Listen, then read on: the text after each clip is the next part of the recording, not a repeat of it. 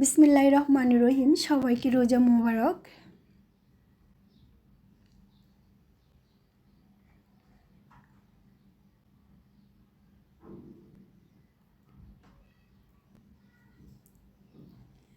সিজারের পরে এক ফোঁটা পানির জন্য মায়ের গলা যেভাবে ফেটে যায়, সেটা যদি কোনো পুরুষ মানুষ বুঝতো তাহলে বউ বাচ্চা রেখে অন্য নারীর আসক্তি কখনো হতো না।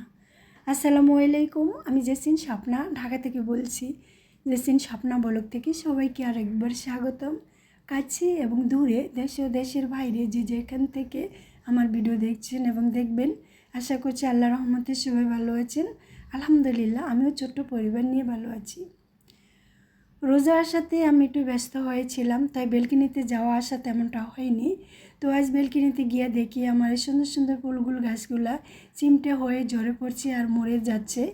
তো ফুল গাছগুলো খুব যত্ন সহকারে যত্ন নিয়ে একটু পানি দিয়ে খুব সুন্দর করে এখন বাসার ভিতরে ঢুকে দেখি আমার ছোট্ট সোনা বাবা ঘুম থেকে উঠে গেছে। তো বাবাকে বললাম চলো ব্রাশটা করে দিই। তো আমার ছোট্ট বাবা বলছে, আম্মু তুমি ওষুধ দিয়ে দাও, আমি নিজে ব্রাশটা করে নিব। আলহামদুলিল্লাহ, মাশাআল্লাহ, আমার বাবা বড় হয়ে গেছে আমার মনে হয়। তো উনি ওদিকে ব্রাশ করছে আর আমি ওনার সকালের নাস্তাটা তৈরি করছি। একটা মা সিজারের পরে পানির জন্য যেভাবে গলা ফেটে যায়, এটা কোনো পুরুষ যদি জানে তো সেই পুরুষ কখনো অন্য নারী আসক্ত হতো না। আমরা মা হতে অনেকেই পারি না, সেজন্য আমাদের দীর্ঘ বছর সংসারগুলো টিকে না, ভেঙে যায় একটা সন্তানের জন্য। আর সেই সন্তানকে মানুষের মতো মানুষ করা অনেক কষ্ট, দায়িত্ব, কর্তব্য নিয়ে তাদেরকে বড় করা প্রত্যেকটি মা বাবার দায়িত্ব। একটা সন্তানের জন্য মানুষের সংসার ভেঙে যায়, স্বামী স্ত্রী ছিন্ন বিচ্ছিন্ন বিচ্ছেদ হয়ে যায়। একটা সন্তান আল্লাহর জন্য সবাইকে দান করুক। আর সেই কষ্ট যদি সমস্ত পুরুষেরা জানতো, বুঝতো, তাহলে পরিবারটাকে শত কষ্টের মাঝেও শান্তময় রাখত। আল্লাহর জন্য প্রত্যেকটি পুরুষ, প্রত্যেকটি নারীর জীবনে একটা দায়িত্ব কর্তব্যশীল হয়ে পাঠিয়ে দেয়। এদিকে আমি সকালে আমার ছেলের নাস্তাটা রেডি করছি। তো আমার ছেলেকে কিভাবে আমি সকাল থেকে সন্ধ্যা পর্যন্ত তার দিকে কর্তব্য দায়িত্ব পালন করি, খেয়াল ও দেয়াল রাখি, তার পুষ্টিকর খাবারগুলা, স্বাভাবিক খাবারগুলা কিভাবে তৈরি করি, তাকে কিভাবে আমি মানুষের মতন মানুষ করে গড়ে তুলি, সেগুলোই আজ আপনাদের সাথে আলোচনা করব। আশা করছি আপনাদের ভালো লাগবে আর অজানা মাদেরকেও কাজে আসবে। খাবারে বিচিত্র নিন, শুধু চেষ্টা করবেন তাকে তার বয়স অনুযায়ী খাবার দিতে। তো আমার ছেলে নুডলস খেতে পছন্দ করে, তো আমি প্রতিদিন সকালে এক এক দিন এক একটা নাস্তা রেডি করি আমার ছেলের জন্য। সব সময় কিন্তু আমি এক খাবার দিই না, কারণ বাচ্চারা এক খাবার অভ্যস্ত নয়। ওদেরকে ছোটো থেকে বড় করতে হবে, এক এক দিন এক এক সময় এক এক টাইমে এক এক খাবার দিয়ে শিখাতে হবে, বড় করতে হবে। তো সবসময় আমি আমার ছেলেদেরকে এক একভাবে ভিন্ন ভিন্ন আইটেমে নাস্তা দিই, যাতে আমার ছেলে খেতে পছন্দ করে এবং কে কে বড় অভ্যস্ত হয়ে ওঠে। বাচ্চারা কখনো অন্যান্য খাবার খাওয়ার জন্য তৈরি, তার কিছু লক্ষ্য আছে। আপনার বাচ্চা মাথা উঁচু করে রাখতে পারে কি না, তার ঘাড় শক্ত হলো কি না, হেলান দিয়ে বসতে পারে কি না খেয়াল করবেন। বাচ্চা বসতে পারলে খাওয়াতে সুবিধা হয়, আর বুঝতে পারবেন আপনার বাচ্চা গঠন অনুযায়ী সব কিছু পরিপূর্ণ এবং সঠিকভাবে বড় হচ্ছে, কোনো সমস্যা হচ্ছে না। তো এদিকে যে সকালে নাস্তার ভিতরে আমি দুধ, ডিম, নুডলস, খেজুর, কিশমিশি, বাদাম, এইগুলা পুষ্টিকর খাবারগুলো সবসময় আমি কম বেশি আমার ছেলে সকালে নাস্তায় রাখি। তো আলহামদুলিল্লাহ, আমার ছেলেও খুব পছন্দ করে খায়। সকালে নাস্তার পরে যখন 12টা থেকে 1টা বাজে, এর মাধ্যমে যে কোনো একটা ফল খেতে দিবেন, যে কোনো একটা ফল যেটা ও চিবিয়ে চিবিয়ে দাঁত দিয়ে খেতে পারে, আর দাঁতগুলো যাতে মারিডি শক্ত হয়। তো আমি আমার ছেলেকে একটা আপেল দিয়েছি। সবসময় যে আপেল দিই এমন না, আমি এক এক সময় এক একটা দিই। বাচ্চাদের ওজন বুদ্ধির দিকেও খেয়াল রাখুন। যার ওজন জন্মের সময় ওজনের দ্বিগুণ হলো, বুঝতে হবে সে এখন নতুন খাবারের গ্রহণ করার জন্য তৈরি হচ্ছে। এদিকে পুদিনা পাতা নিয়ে একটা টিপস দিচ্ছি। পুদিনা পাতা কিন্তু আমাদের শরীরের স্বাস্থ্যের জন্য খুবই ইম্পর্ট্যান্ট এবং জরুরি একটা ভালো কাজ করে। তো পুদিনা পাতা আমি খেতে পছন্দ করি, সবসময় পুদিনা পাতা কম বেশি করে রাখারও চেষ্টা করি। তো এই যে পুদিনা পাতাগুলো অনেক টিনিয়ার ছিল, মরে যাচ্ছে। তো একটা টিপস দিচ্ছি, এভাবে কেটে টুকরো করে আর এভাবে একটা ছিদ্র করে বক্সের ভিতরে ঢুকিয়ে পানি দিয়ে রাখবেন। দীর্ঘদিন খুব সুন্দর থাকবে এবং তরতাজা থাকবে, সেটি আমি আপনাদের করছি। বাচ্চাদের কিন্তু 1 বছর আগে গরুর দুধ কখনো দিবেন না। আমি আমার ছেলেকে 2 বছর পরে গরুর দুধটা খাওয়ানো শিখিয়েছি, কারণ গরুর দুধ বড়দের জন্য উপকার হলেও বাচ্চাদের জন্য একদমই নয়। তাই 1 বছর আগে কিছু গরুর দুধ দেওয়া যাবে না বাচ্চাদেরকে। আর এদিকে আমি দুপুরে খাবারটা রেডি করে নিচ্ছি আমার বাচ্চার জন্য। দুপুরে খাবারটাতে আমি খিচুড়ি রাখি, কখনো পিউরি, কখনো খিচুড়ি, কখনো ভাত, এক এক সময় এক একটা দিয়ে অভ্যস্ত করে বড় করছি। তো এখানে আমি দিয়ে দিয়েছি বিট, গাজর, আলু কুচি, টমেটো কুচি, ডাল, চাল দিয়ে আমি খুব সুন্দর একটু সুস্বাদু মজাদার খিচুড়ি রান্না করছি, যেটা আমার ছেলে খেতে খুবই পছন্দ করে। আর পানিটা একটু বেশি দিবেন যাতে খিচুড়ি একটু পানি পানি আটালো হয়। আটালো হলে ছোটো বাচ্চারা খেতে খুবই পছন্দ করে। এই সময় বাস্তরিত পিস বা যে কোনো সুস্বাদু খাবার বাসায় তৈরি করা মজার মজার খাবার নিজ হাতে বাচ্চাদেরকে খাওয়াবেন।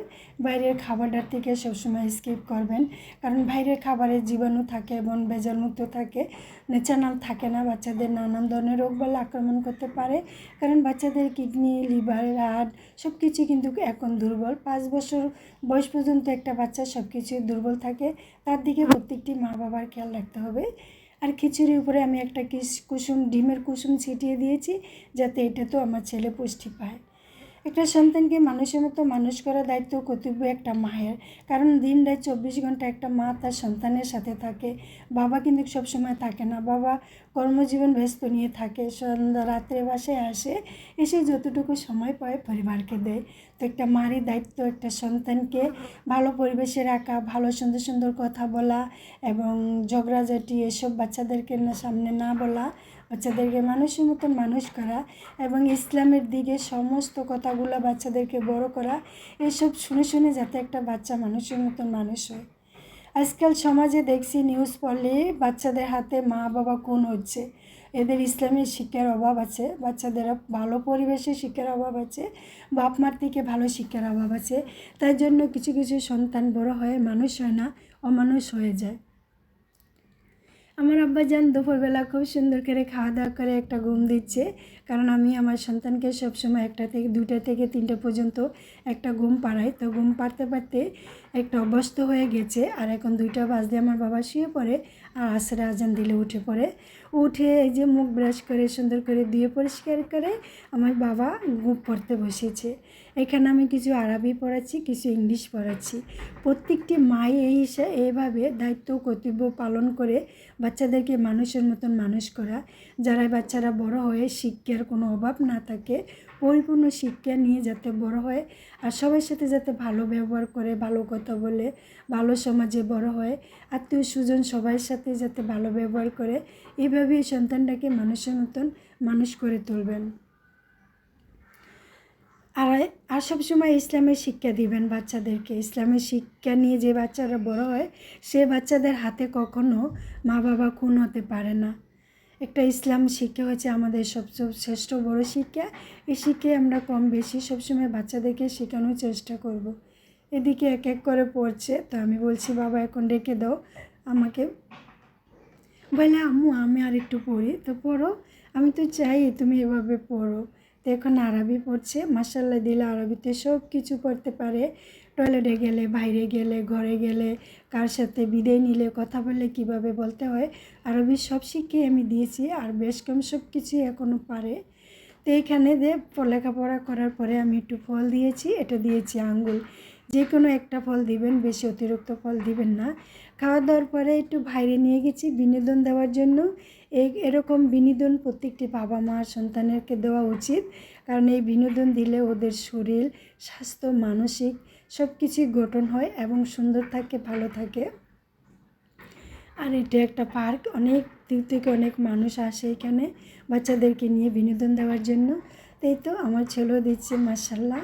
তো বিনোদন দেওয়া হয়ে গেছে, এখন আমি বাসায় চলে যাব, কারণ বেশি বিনোদন দেওয়ার প্রয়োজন নেই, আধা ঘন্টা দিলেই যথেষ্ট, যারা বাচ্চারা এটা সুন্দরভাবে নিয়ে মেনে নিতে বড় হয়ে পারে।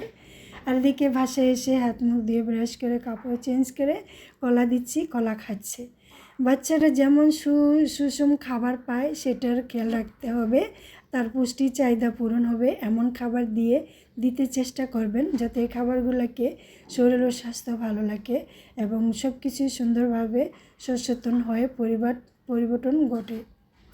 এদিকে রাতের খাবারটা দিচ্ছি। রাতের খাবারে বাচ্চাদেরকে 1 পিস মাংস, 1 পিস মাছের পিস বা একটা মাংসের পিস বা সবজি নিরামিষ এই খাবারগুলো রাখার চেষ্টা করবেন। তো আমি সবসময় একটা মাংস নাতে 1 পিস মাছ, নিরামিষ ডাল আর সাথে একটু টমেটো, একটু সালাদ। কারণ সালাদটা বাচ্চারা খেতে চায় না, ছোটো থেকে খাওয়ার অভ্যাস করবেন।